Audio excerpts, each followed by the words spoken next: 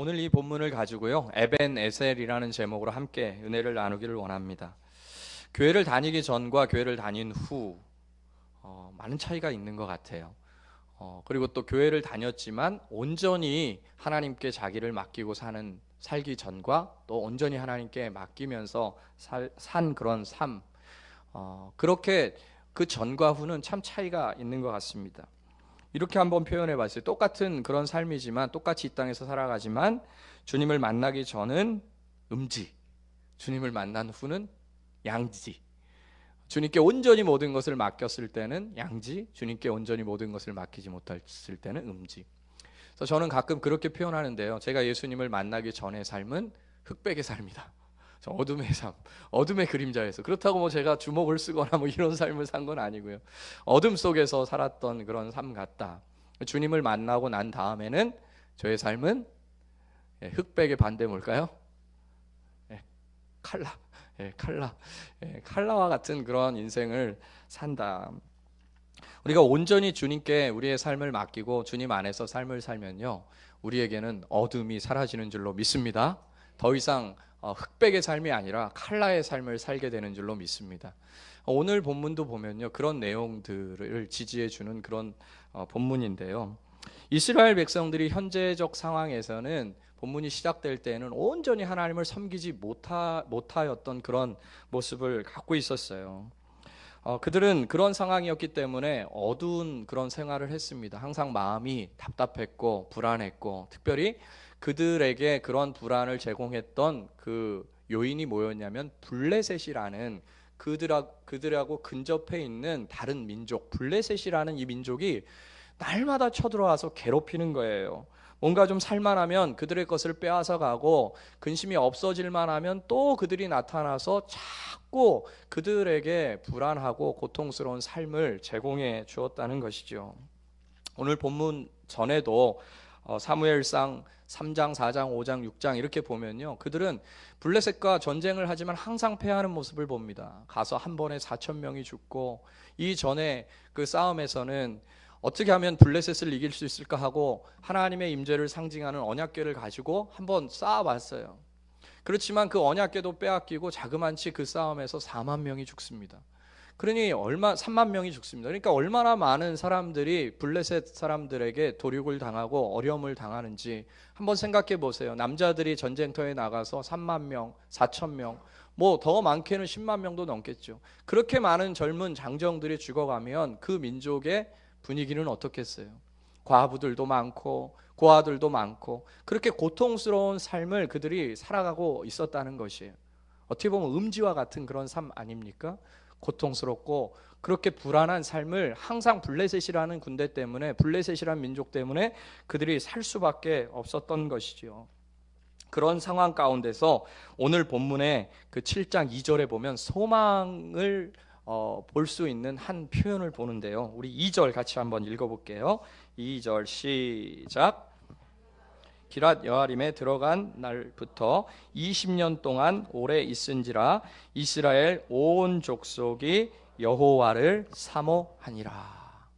그러니까 20년 동안 그 언약궤를 빼앗기고, 그 언약궤가 저 변방에 모르는 사람의 집에 이렇게 있을 때, 다시 말해서 20년 동안 하나님의 은혜를 받지 못하고 하나님의 임재를 경험하지 못하고 그렇게 인생을 살아가면서 있다 보니까 그들 속에서 든 마음이 뭐냐면 여호와를 사모하는 마음이 생겨난 거예요. 마른 화초가 물을 간절히 그렇게 기다리듯이 하나님의 백성은 하나님의 은혜가 계속 말라버리면요, 잠시 동안은 것을 견딜지 모르지만 하나님의 은혜가 계속 말라버리면 결국 어떻게 되냐면 하나님을 찾게 되는 거예요. 그러니까 이스라엘 백성들이 딱 지금 그런 상황입니다. 하나님을 떠나서 바알도 섬기고 아세라도 섬기고 아스다롯도 섬기면서 그렇게 하나님 없이도 잘 사는 것처럼 살아봤지만, 결국 20여 년이 지난 후, 그보다 더 많은 세월이 지난 후 그들의 마음 가운데 남겨진 마음은 뭐였냐면 비로소 여호와를 사모하는 마음들이 이제 들어오기 시작했다. 그것이 소망이라는 것입니다. 여러분, 하나님을 믿고 하나님을 의지하는 자에게 가장 소망의 그런 현상이 하나가 있는데, 그것은 그가 이제서야 주님 앞에 엎드려 기도하기 시작했다. 할렐루야. 여러분이 예수님을 믿고 예수님을 따르면서 여러분의 인생 가운데 이제 내게 소망이 있다, 내게 기쁨이 있다, 내게 이제 하나님의 응답이 올 것이다 라는 때를 언제 찾을 수 있어요? 내가 이제 하나님을 찾을 때, 찾기 시작했을 때, 내가 하나님 앞에 엎드리기 시작했을 때, 그때 이제 하나님의 역사가 일어날 것이다 라고 기대하시면 되는 것이죠.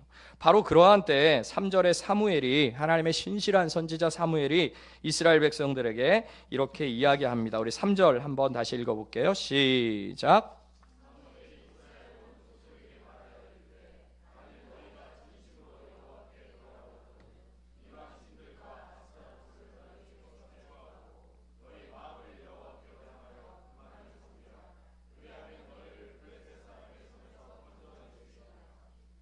예. 그러니까 우리가 인생을 살아가면서 이런 마음 들 수 있잖아요. 이제 하나님 믿고 살아야 될 것 같아요. 이제 교회도 좀 잘 다녀야 될 것 같아요. 그동안 교회도 잘 못 다녔는데 이제 교회를 좀 다녀야 될 것 같아요. 그러면 그 사람의 심경에 어떤 변화가 있는 거죠. 내가 영적으로 하나님을 섬기면서 살아야 되겠다라는 생각이 들어오게 된 겁니다. 그러한 상황일 때 이 사무엘이 이스라엘 백성들에게 이렇게 얘기하는 거예요. 너희가 정말 그 마음대로 하나님께 돌아오고 싶거든, 전심으로 하나님을 섬기려고 하거든, 너희에게 있는 우상을 제거해라. 진짜 신앙이 회복되고 진짜 네 마음이 하나님께로부터 또 새 힘을 얻기를 바라고 너의 인생이 하나님이 주관하시는 인생이 되기를 네 마음속에 바라고 있다면 먼저 선결해야 되는 것이 있는데, 네가 그동안 잘못 섬겼던 것들에 대해서 내려놔라, 그렇게 이야기하고 있는 것이죠. 그것이 이들에게는 무엇이에요? 여호와께로 돌아오려거든 이방 신들과 아스다롯을 너희 중에 제거하고 너희 마음을 여호와께 향하고 여호와만 섬겨라. 그러면 이 선지자 사무엘이 뭐라고 얘기를 하냐면, 너희를 블레셋 사람의 손에서 건져낼 것이다. 너희를 그렇게 고통스럽게 하고 너희를 그렇게 괴롭게 하고 잠시도 너희 가운데 평안을 주지 못했던 그 대상에 대해서 주님께서 제거해 주실 것이다, 그렇게 말씀하시는 것이죠. 그러니까 우리가 정말 그 마음이 있을 때, 그 마음이 하나님 앞에 진심으로 열매 맺기 위해서는 그 마음만 있을 것이 아니라 그 마음을 증명할 수 있는 어떤 행위들을 행하라, 그렇게 말씀하시는 것이죠. 이들에게 있어서는 그것이 아스다롯이었고 이방 신들이었습니다. 내 마음 가운데 주님께 돌아가고 싶은 마음만으로는 부족하다는 것이죠. 내 마음속에 주님께 가야 되는데 라는 그 생각만으로는 부족하다는 거예요. 그 생각이 진짜 네 마음속에 있으면, 그러면 너를 붙들고 있었던 그 이방신들을 다 제거해 버려라. 4절에 보니까요, 실제로 이들은 마음만 있었던 것이 아니라 그 마음을 행동할 믿음까지 있었어요. 자, 4절 한번 보겠습니다. 시작. 이에 이스라엘 자손이 바알들과 아스다롯을 제거하고 여호와만 섬기니라. 이들이요, 그들이 섬기고 있었던 집에 있었던 바알신과 아세라와 아스다롯을 다 부수고 가루로 만드는 그러한 일들을 하게 됩니다. 바알신은 어떤 신이에요? 바알신은 이제 농사의 신입니다. 바알신의 원래 이름이 천둥과 번개라는 뜻입니다. 그러니까 바알신을 왜 이들이 섬겼어요? 이스라엘 땅에서 농사를 지을 때 천둥과 번개가 치면서 비가 오지 아니하면 농사를 지을 수가 없었기 때문에 바알신을 섬겼던 것입니다. 아세라는 다산의 신으로서 자녀를 많이 낳을 수 있도록 도와준다고 믿었던 신이에요. 고대 시대에 자녀를 많이 낳는 것처럼 큰 복이 어디 있습니까? 그들은 자신들의 농사를 주관하는 바알과 자신들의 복을 주관하는 이 아세라 신을 섬길 수밖에 없는 그런 마음이 있었어요. 그럼에도 불구하고 이들은 자기들이 목숨처럼 여기는 그런 바알 신과 아세라 신을 제거해버립니다. 왜요? 20여 년 동안, 아니 그보다 더 오랜 세월 동안 그 신들을 섬겨보니까 그 신들이 자기를 도와주고 자기를 보호해주지 못한다는 사실을 깨닫기 시작한 겁니다. 영적으로는 더 피폐해지고 고갈되어져서 하나님 그분은 나를 도우실 수 있고, 하나님 그분은 나를 인도하실 수 있는데, 나를 붙잡을 수 있고 나에게 행복을 주실 수 있는데 라는 마음이 들어오기 시작했던 것이죠. 그래서 그들은 정말 하나님께 돌아가야 된다는 그 마음을 가지고 그들이 섬기고 있었던 우상을 제거합니다. 우리에게도 하나님만을 섬기고 싶은 그런 마음들은 항상 있을 거예요. 그럼에도 불구하고 왜 우리도 때로는 20년 동안, 때로는 30년 동안, 때로는 평생 동안 그 바알과 아세라 신상을 포기하지 못하고 계속 붙들고 가는 것일까요? 그것은 그 바알을 포기했을 때, 그 아세라를 포기했을 때 죽을지도 모른다라는, 정말 내 인생은 망가질지도 모른다라는, 내가 세상의 것들을 포기했을 때, 세상의 돈과 세상의 명예와 세상이 추구하는 그 좋은 것들을 포기했을 때 내 인생은 완전히 망가질지도 모른다라는 그런 생각 때문에, 단적으로 아주 어떻게 보면 굉장히 치사한 그런 예일지 모르지만, 주일날 계약건이 100억짜리가 있는 거예요. 100억이면 너무 큰가요? 100억이면 갈등도 안 하고 갈래나요? 100억 말고 한 500만 원짜리 계약건이 있는 거예요. 500만 원의 수익을 한 달에 낼 수 있어요. 근데 내가 주님 앞에 예배를 드리는 시간에 내가 그 500만 원을 포기하고 예배를 갈지, 아니면 주님 잠시, 내가 주님 아시죠? 내 마음, 그리고 500만 원을 계약하러 갈지. 사실 그런 갈등의 요소들이 인생 속에 많이 있죠. 500만 원이 들어오냐 안 들어오냐 이 차원을 떠나서 그런 종류의 갈등들은 많이 있을 수 있어요. 내가 전심으로 하나님을 섬길 때 내가 포기해야 되는 세상적인 영역들이 있을 수 있다는 것이죠. 그럴 때 과연 나는 그 500을 과감하게 포기할 수 있을까? 포기하지 못하는 이유는 뭐예요? 그것이 있으면 내 삶을 좀 더 윤택하게 만들 수 있고, 그것이 있으면 지금 빚을 어느 정도 갚을 수가 있고, 그것이 있으면 지금 내가 고통스러워하는 모든 영역들을 조금이라도 해결할 수 있다고 생각하는 것이죠. 그렇기 때문에 그것을 포기하기가 힘든 거예요. 포기하면 죽을 것 같은 그런 마음이 드는 겁니다.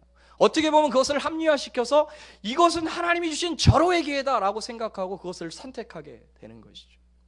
이스라엘 백성들에게 있어서 가장 신앙의 문제가 됐던 것은 그들이 하나님을 버리고 아세라를 섬기고 바알을 섬긴 것이 아니라 하나님도 섬기고 바알도 섬긴 그런 희석주의, 마치 회색 분자와 같은 그런 양다리를 걸친 그런 믿음이 그들에게 문제가 되었던 것이죠. 오늘 20년 동안 그들이 그렇게 하나님을 섬기다가 가진 것들도 다 빼앗기고 자신의 남편도 잃어버리고 모든 것들을 잃어버린 상태에 되어서 비로소 이런 마음을 갖게 되는 겁니다. 야, 여호와만을 섬길 걸, 여호와만을 의지할 걸.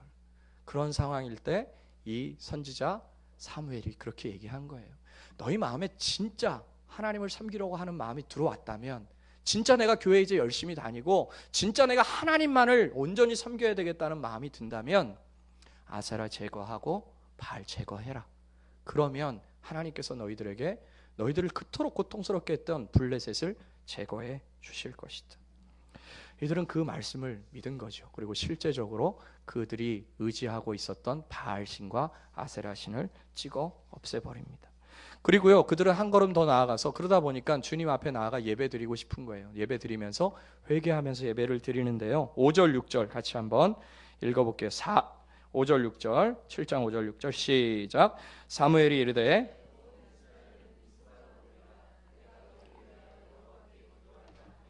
그들이 미스바에 모여 물을 길어 여호와 앞에 붓고 그날 종일 금식하고 거기에서 이르되 우리가 여호와께 범죄하였나이다 하니라. 사무엘이 미스바에서 이스라엘 자손을 다스리니라. 그들은 하나님 앞에서 자신들이 의지하고 있었던 것들을 제거하고 주님 앞에 예배를 드리며 뭘 해요? 회개하는 겁니다. 하나님, 그동안 정말 잘못했습니다. 내가 전심으로 하나님을 섬겨야 되는데 자꾸 내가 세상의 방식대로 세상의 것들을 의지하면서 하나님보다 그것들을 먼저 섬겼습니다. 용서해 주십시오. 그리고 물을 부으면서 하나님 앞에 예배 드리면서 회개하는 거예요. 고대 시대의 물이라는 것은 항상 우리의 마음을 상징하는 것이거든요. 그러니까 하나님 앞에 우리의 마음을 쏟아 놓는 겁니다. 물을 불 때마다 우리 마음이 세상 것을 향해 있었고 세상의 것을 의지했던 그 마음을 온전히 하나님께 쏟아 붓는 거예요. 그러면서 하나님, 이제는 오직 하나님만 섬길게요. 이제는 오직 하나님만 붙들고 살게요. 이제는 내가 예전의 모든 것들을 다 뒤로 하고 열심히 신앙생활 할게요. 주님만 붙들면서 살아갈게요. 그렇게 그들이 회개의 역사, 부흥이죠. 부흥의 역사를 지금 이루고 있는 것입니다. 그런데요, 여러분, 영적인 그런 세계 속에서는 항상 이런 부흥이 일어날 때 마귀는 가만히 있을까요? 가만히 있지 않을까요?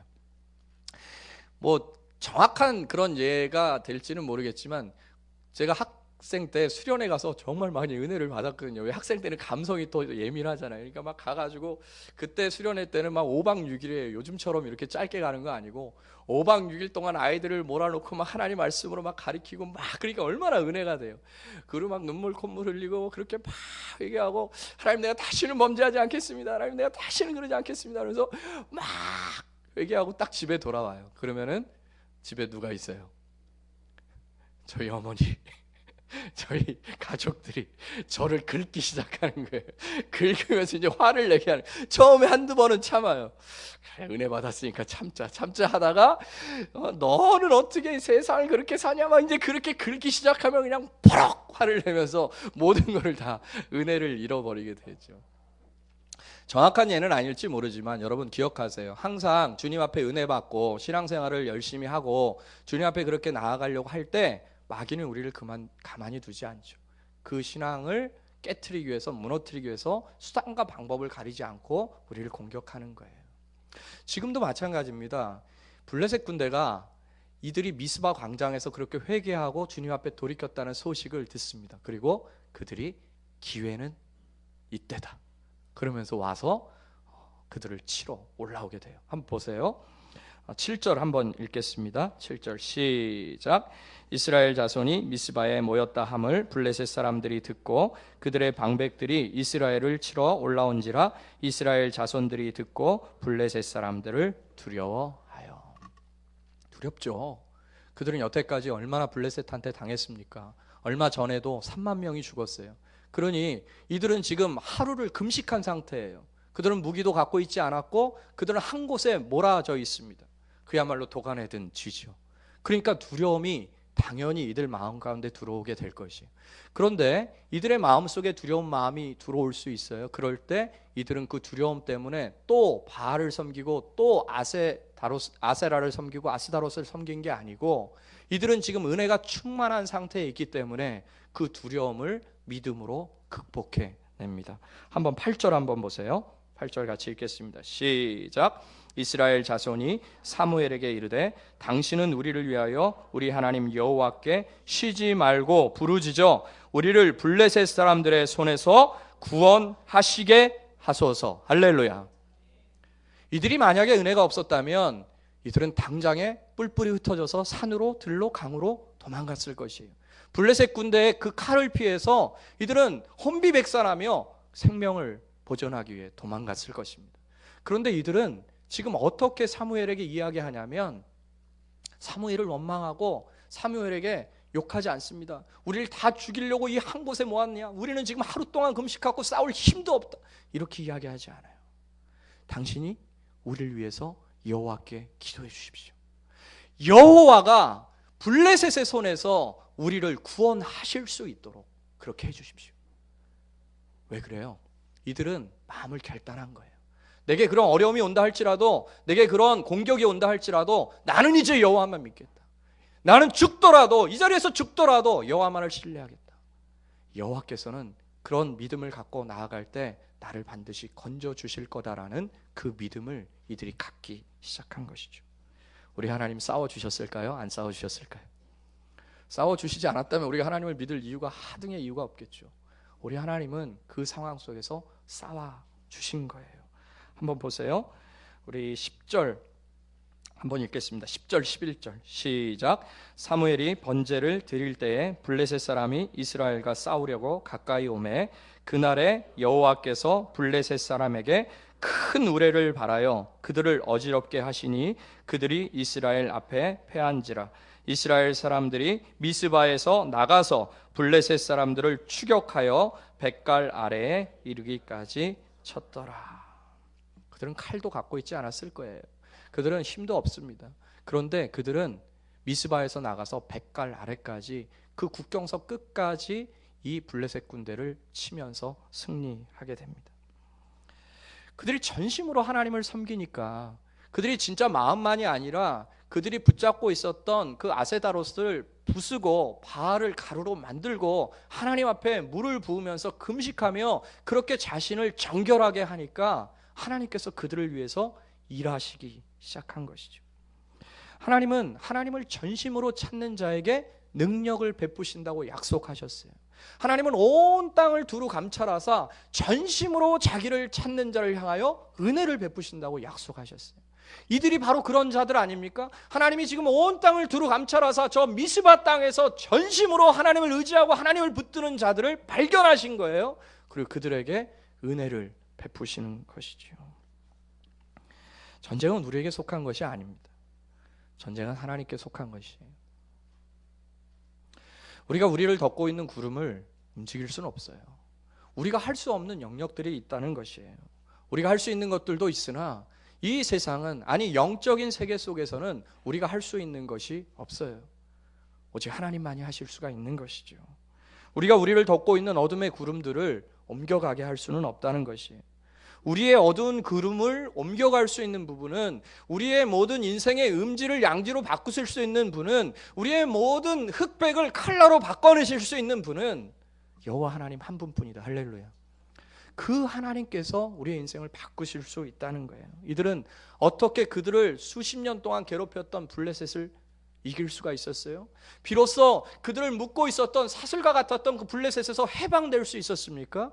전심으로 여호와를 찾고 찾았기 때문에 그런 것이죠. 그리고요, 이들이 전심으로 주님을 찾고 찾았을 때 그들은 다시는 이들을 괴롭히지 못했다, 이렇게 나옵니다. 우리 13절 14절 같이 한번 읽어볼게요. 시작. 이에 블레셋 사람들이 굴복하여 다시는 이스라엘 지역 안에 들어오지 못하였으며 여호와의 손이 사무엘이 사는 날 동안에 블레셋 사람들을 막으심에 블레셋 사람들이 이스라엘에게서 빼앗았던 성읍이 에그론부터 가드까지 이스라엘에게 회복되니 이스라엘이 그 사방 지역을 블레셋 사람들의 손에서 도로 찾았고 또 이스라엘과 아모리 사람 사이에 평화가 있었더라.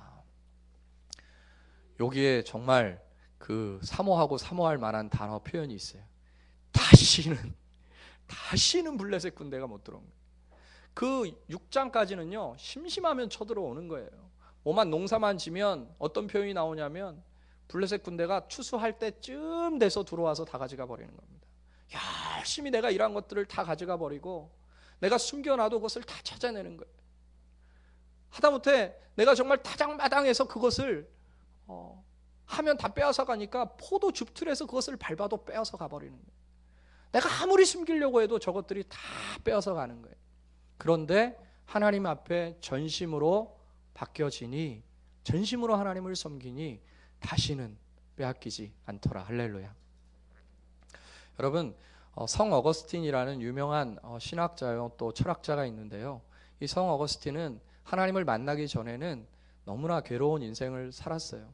그는 돈도 많았고 머리도 똑똑했고 또 인생을 방탕하면서 살았기 때문에 행복할 것처럼 보였지만 그가 하나님을 만나고 난 다음에 이렇게 표현을 합니다. 내가 하나님 안에서 안식을 얻기까지는 나의 마음에 평안은 없었다. 내가 하나님 안에서 안식을 얻기까지는 나의 마음엔 평안은 없었다는 거예요.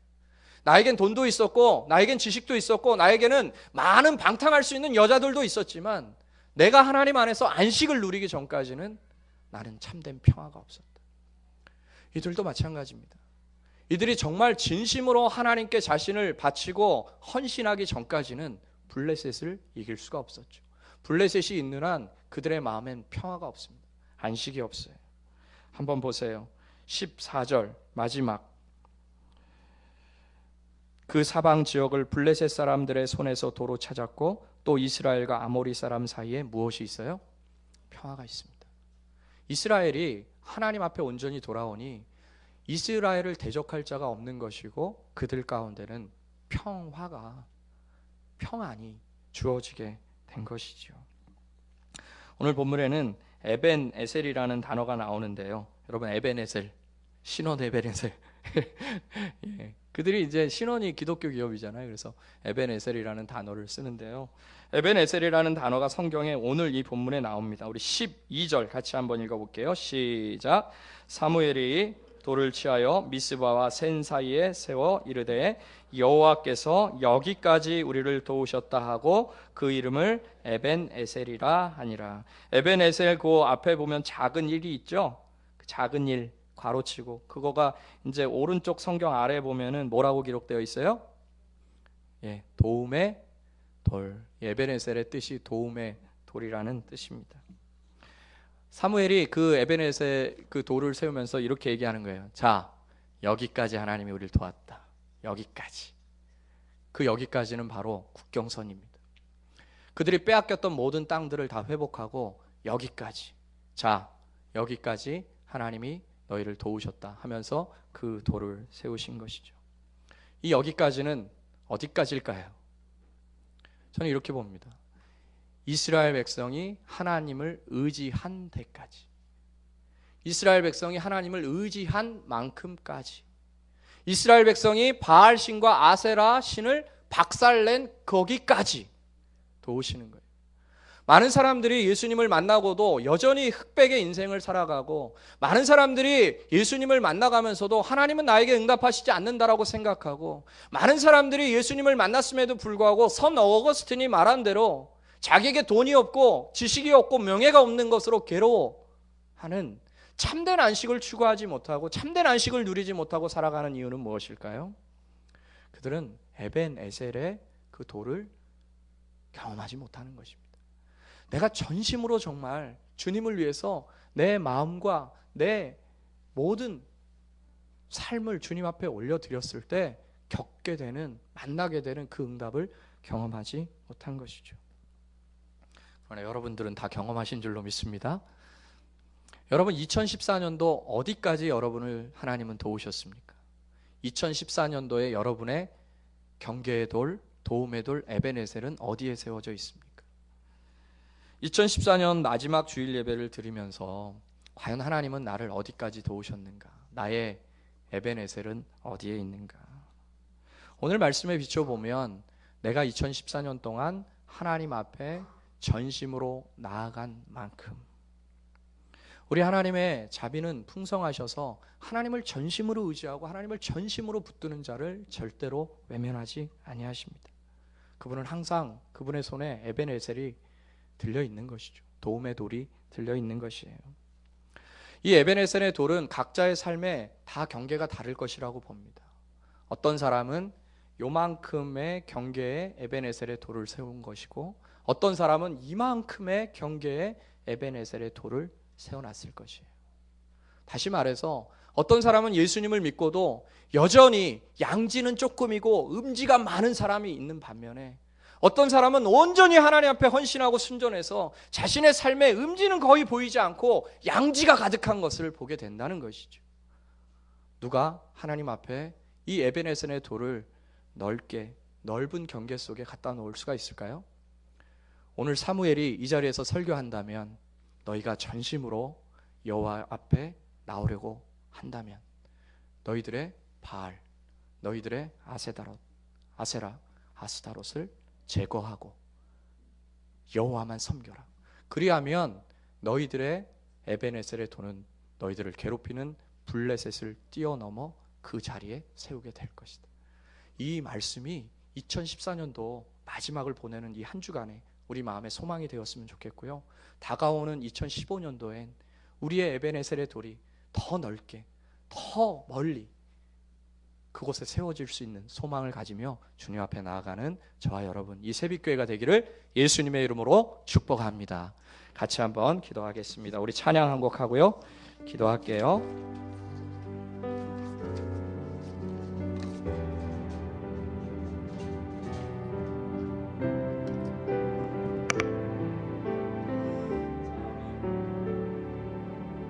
찬양하기 전에 우리 옆에 분에게 한번 이렇게 한번 축복해 봅시다. 2015년도에는 여러분의 에베네셀의 돌이 멀리 세워지기를 바랍니다. 한번 축복해 보세요. 예.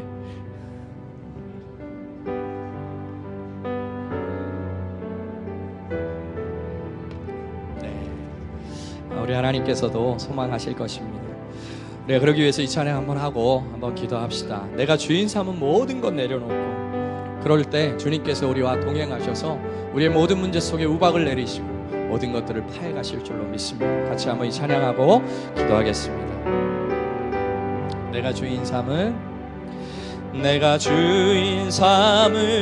모든 것 내려놓고 내 주 대신 내가 사랑했던 모든 것 내려놓고 주님만 사랑해. 내가 주인 삼은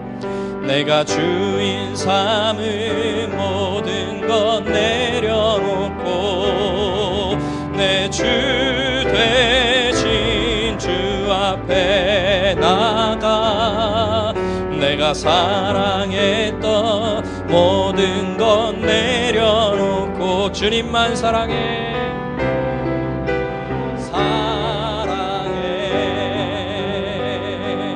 주 사랑